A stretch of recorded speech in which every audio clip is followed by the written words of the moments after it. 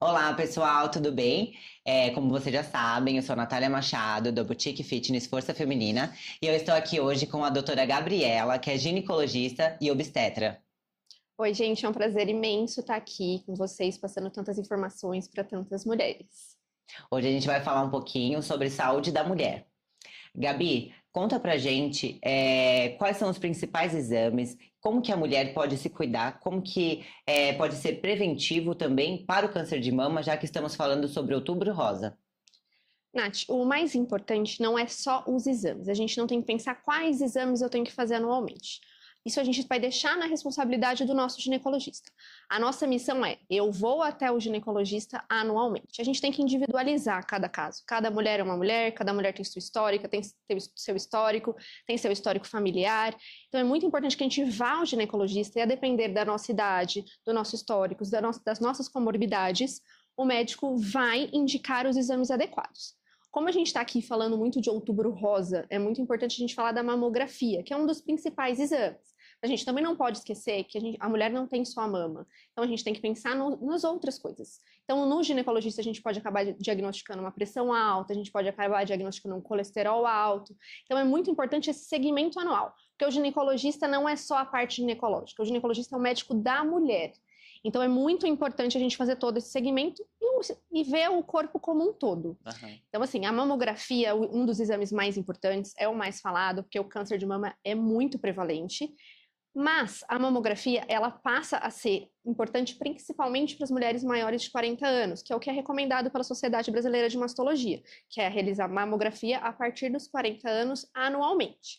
Mas, claro, que tem pacientes que precisam fazer isso um pouquinho antes, a depender da história da família, se já teve algum outro problema de saúde. Então, tem outros critérios que têm que ser selecionados pelo ginecologista. Aham. E você já diagnosticou alguma mulher com câncer de mama? Já não foi fácil, passar essa notícia para a paciente não foi fácil, mas eu vou até contar um pouquinho aqui do caso para vocês. Eu fazia o atendimento no SUS, no posto de saúde, como ginecologista, e uma mulher chegou a mim relatando que tinha percebido uma alteração na mama. Uhum. Ela estava muito apreensiva, muito ansiosa, e tinha um pedido para ela, se eu não me engano, ela tinha 50 e poucos anos, tinha um pedido para ela um ultrassom, porque ela foi no postinho, passou com a enfermeira pediu um ultrassom. Ela não estava realizando os exames de mamografia anuais. Eu também examinei essa paciente. Na hora que eu examinei, eu vi que tinha um nódulo grande, era uma área grande, de uns 4 a 5 centímetros. Uhum. E ela trouxe um ultrassom com características bem típicas. Mas a gente não fecha diagnóstico sem biópsia. Então, eu pedi para essa paciente uma mamografia junto com uma biópsia. Essa paciente voltou comigo e aí eu pude dar esse diagnóstico para ela. Não foi um momento fácil. Quantos anos ela tinha, você lembra? 50 e poucos. Aham. Era mais de 50, não vou lembrar agora de cabeça exatamente. Foi um diagnóstico muito difícil de dar. Para nós, da parte médica, também não é fácil dar esse diagnóstico, que é acolher a paciente. Uhum. Então, eu acho que o ginecologista passa a ser ali também, agir também como um psicólogo e agir ali também na saúde mental. Não é simplesmente dar o diagnóstico e tchau. Não é uma consulta de 10, 15 minutinhos. A gente tem que individualizar cada caso e ver: aquela paciente precisa mais de mim. Então, aquela paciente demanda mais meu tempo hoje. Uhum. E eu me senti muito bem de dar esse diagnóstico para ela, porque eu senti que eu consegui acolher ela. Então, ela voltou depois de um tempo para me agradecer pelo diagnóstico, tudo voltou com a biópsia, com tudo. E me levou até presente, me levou chocolate, me agradeceu pelo acolhimento, pela forma que eu fiz. E essa mulher tratou, ficou bem, depois Eu voltou e acho que tudo. esse primeiro contato Foi é super bem, importante, porque a muito. maneira que você aborda, né, a sua paciente nesse momento tem que ser muito acolhedor. Porque de repente, o jeito que você transmite essa notícia pode acabar com o tratamento dela dali pra frente, né? E é importante a gente falar que o diagnóstico de câncer de mama ou de qualquer tipo de câncer não é uma assinatura de atestado de óbito. Não é Uhum. porque eu tenho um câncer que eu vou morrer. Eu sei que é a primeira coisa que vai passar na cabeça de todo mundo. Mas é importante a gente saber que a medicina está muito avançada. A gente tem vários tipos de tratamento. A maioria dos cânceres de mama hoje são curáveis, são curados, né? Uhum. Então, por isso que é tão importante o Outubro Rosa. A gente precisa fazer exame para descobrir precoce. O objetivo é descobrir o câncer precocemente e ter uma taxa de cura muito maior. E você, como ginecologista obstetra, você já teve alguma paciente gestante e descobriu o câncer de mama? Ou você fala sobre isso na gestação ou não?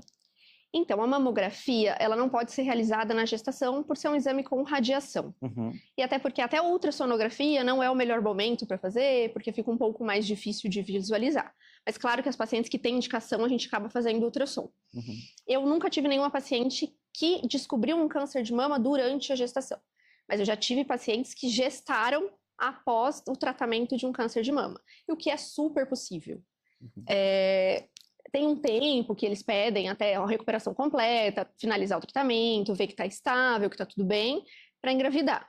E foi tudo bem, o nenenzinho nasceu, acho que vai fazer 1 ano. E amamenta normal ou não?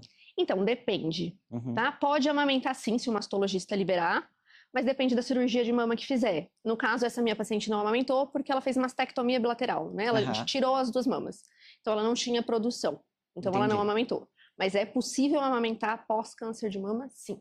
Tá. E a gente não só falando no câncer de mama, mas numa saúde da mulher como um todo. Hoje, com a maioria das pacientes que você tem, falando um pouquinho da minha área, né, que eu sou educadora física, nutricionista, com o público que você atende hoje, que eu sei mais ou menos como funciona, gente, porque a Gabi é minha aluna, como que você acha, ou você tem certeza, você analisando, que as mulheres estão se cuidando hoje referente à atividade física e alimentação?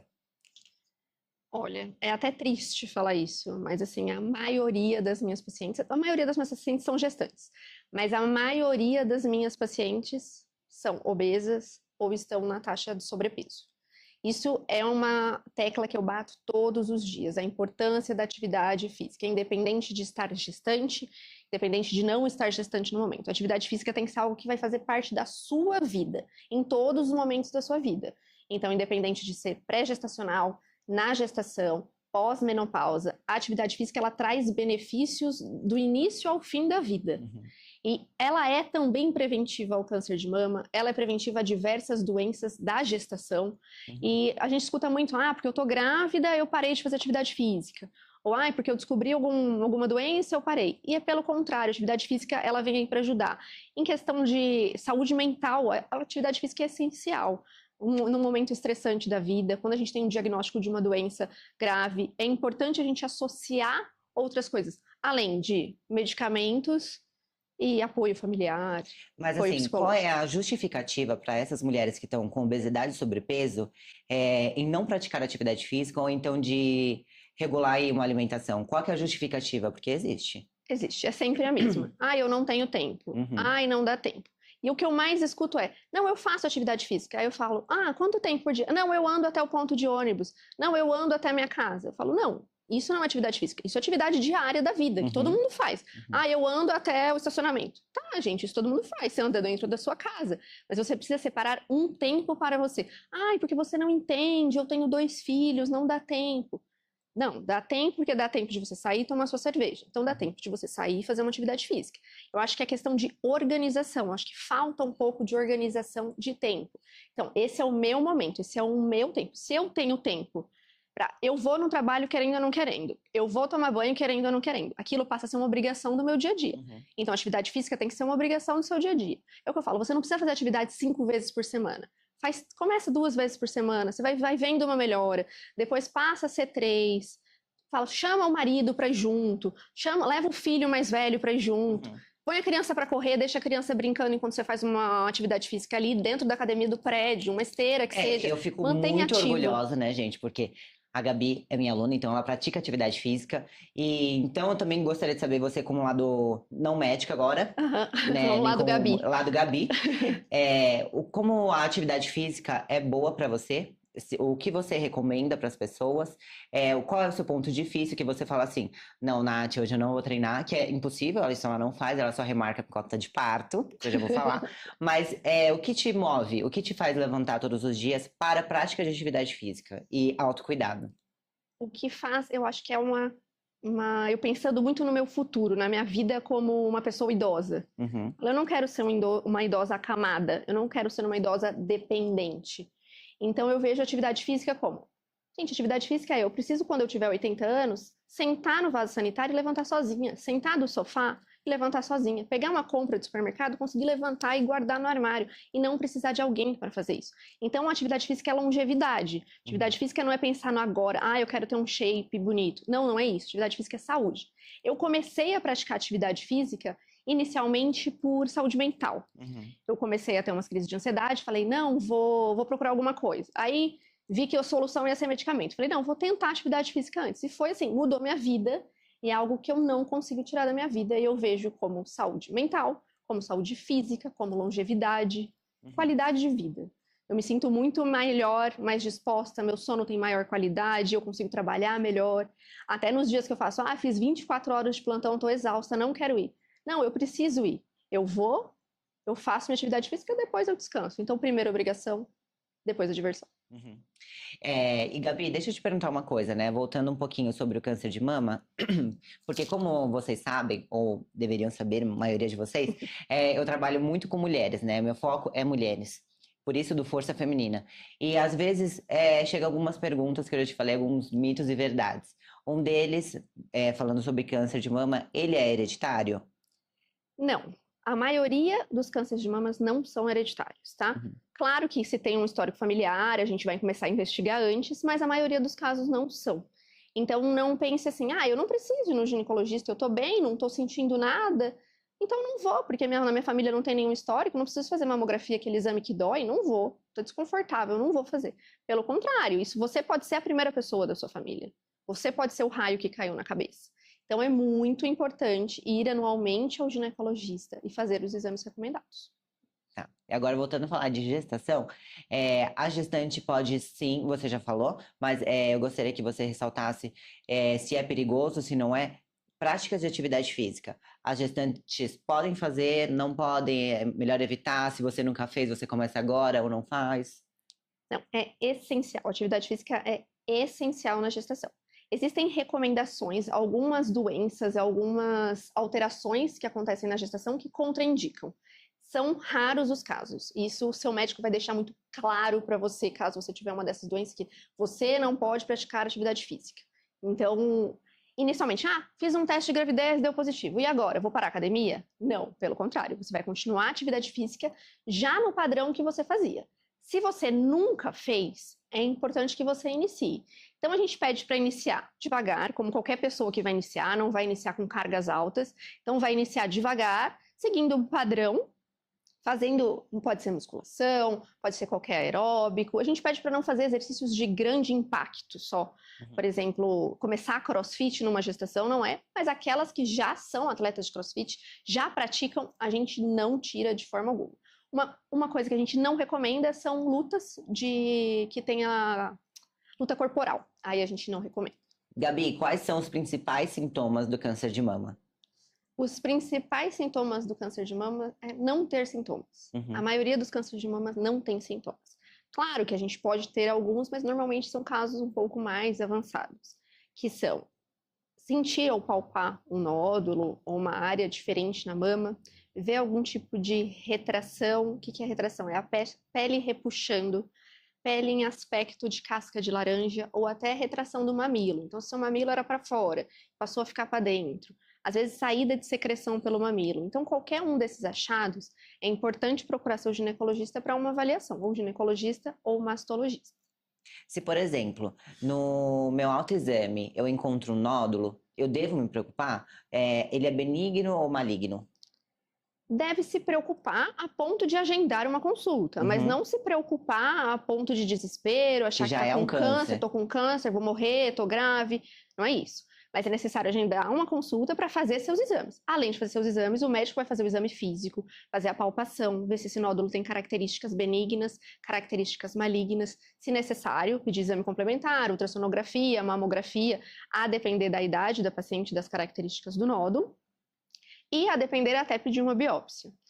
Então, por isso que é importante sempre se conhecer. Então, sempre fazer o autoexame, porque às vezes a gente sente nódulos, a gente acha que são nódulos, mas são glândulas. Então a gente conhecer e falar, essa parte da minha mama é mais durinha, essa parte não tanto, a gente sabe que tá diferente. Ver o tamanho da nossa mama, essa mama é maior, essa é menor, essa mama tá diferente, esse mamilo é para fora, esse mamilo é para dentro, esse mamilo sempre foi assim. Isso é uma pergunta que eu faço muito para as pacientes quando eu estou examinando elas durante a consulta. Eu vou palpar as mamas e vejo um mamilo que é para dentro, um mamilo retraído.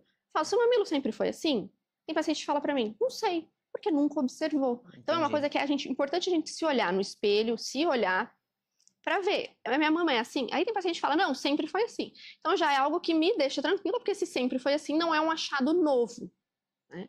De acordo com o seu ciclo de pacientes aí, de mulheres também em sua volta, amigos, familiares, você acredita que as pessoas dão pouca importância, não só para o Outubro Rosa, mas pelo motivo dele? Por buscar, por se conhecer, por entender o que é o câncer de mama?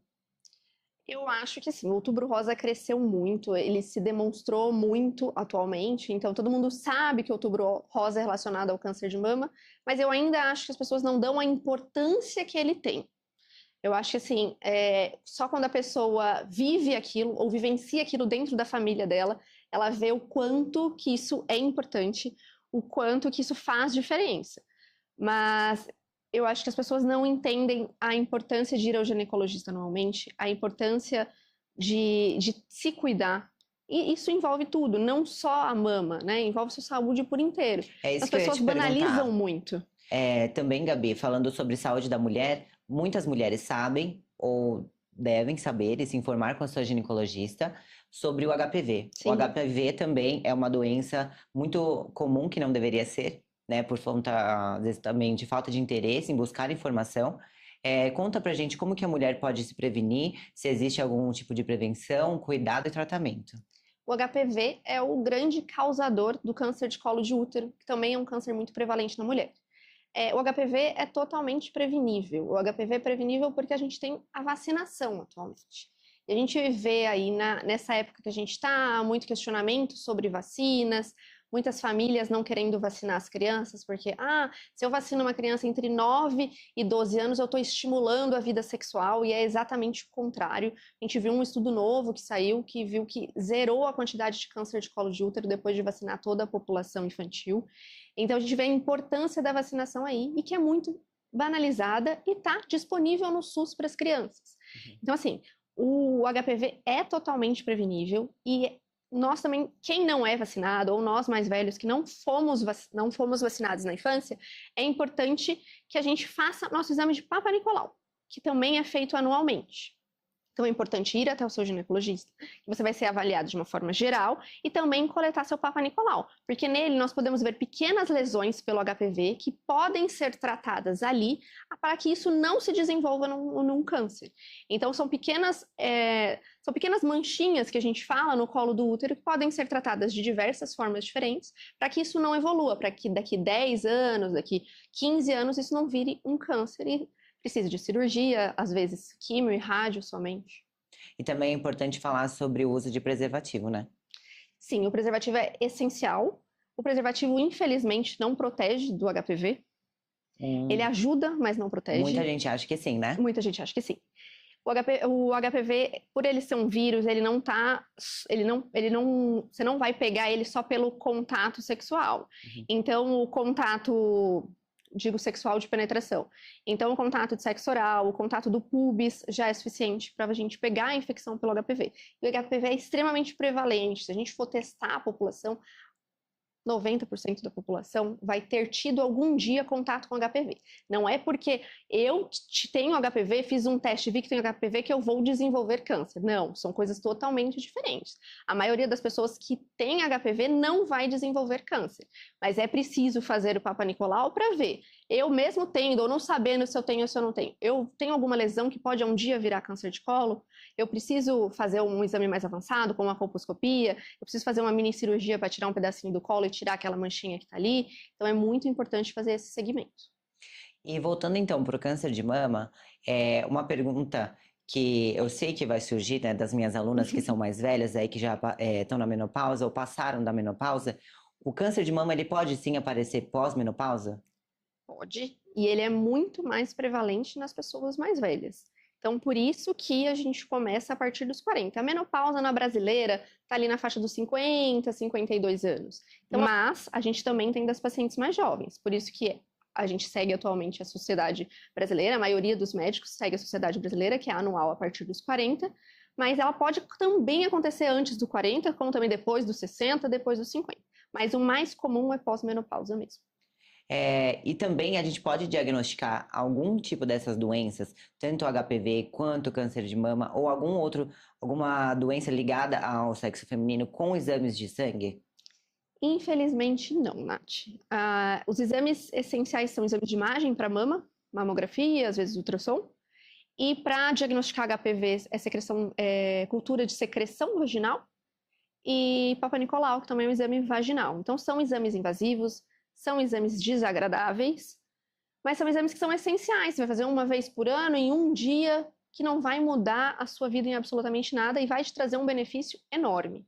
Eu acho que uma coisa importante da gente falar aqui é que a gente fala muito de prevenção, prevenção, prevenção, mas falar que a mamografia não é preventiva.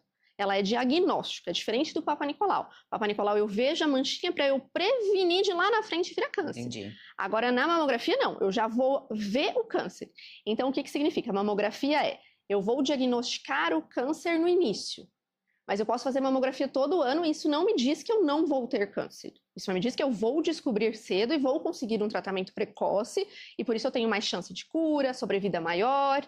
Mas eu não vou não desenvolver por isso. É diferente do Papa Nicolau, que eu vi a manchinha ali, eu já tiro aquela manchinha e acabo com o problema.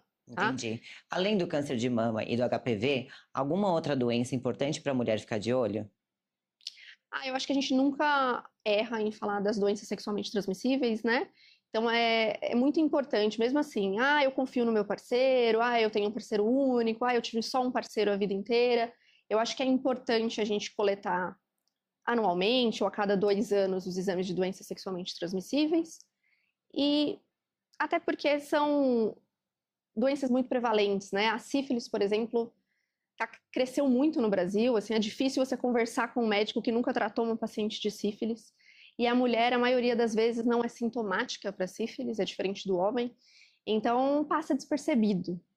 E é indolor, não causa corrimento. Então, é muito importante a gente fazer esse segmento e olhar sempre. Claro, prestar atenção também se não está com corrimento, que pode ser outras infecções que podem não ser sexualmente transmissíveis, como candidíase, que é muito comum.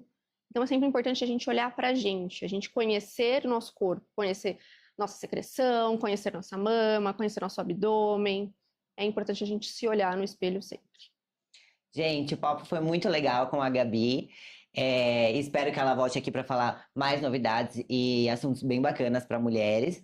E então eu deixo aqui meu beijo, meu abraço também, meu carinho, porque eu adoro a Gabi. E quem quiser se consultar com ela também, eu vou deixar aqui o arroba dela aqui embaixo para vocês.